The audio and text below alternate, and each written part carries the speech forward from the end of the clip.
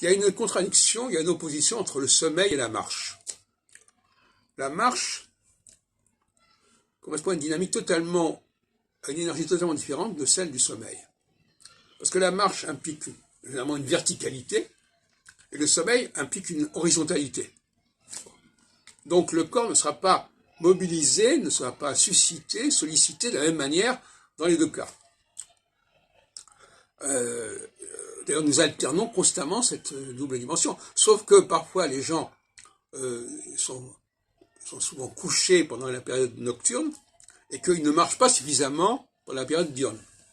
Parce que la période de l'horizontalité, c'est une période de l'immobilité, d'une certaine manière. Alors que la période de la marche, c'est une période de mobilité. Donc c'est des processus différents.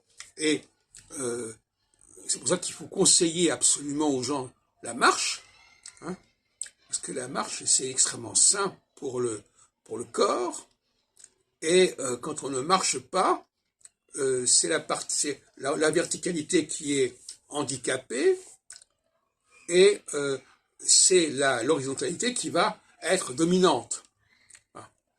Donc, le fait d'être assis aussi, quelque part, c'est une sorte de situation intermédiaire entre la verticalité et l'horizontalité, mais enfin, bon, on pourrait discuter là-dessus, mais être assis, ce n'est pas de la mobilité. Or, la véritable dialectique, c'est mobilité-immobilité. Ce qu'on retrouve d'ailleurs en astrologie, avec les planètes qui sont mobiles, et les signes zodiacaux qui sont immobiles, si on peut dire.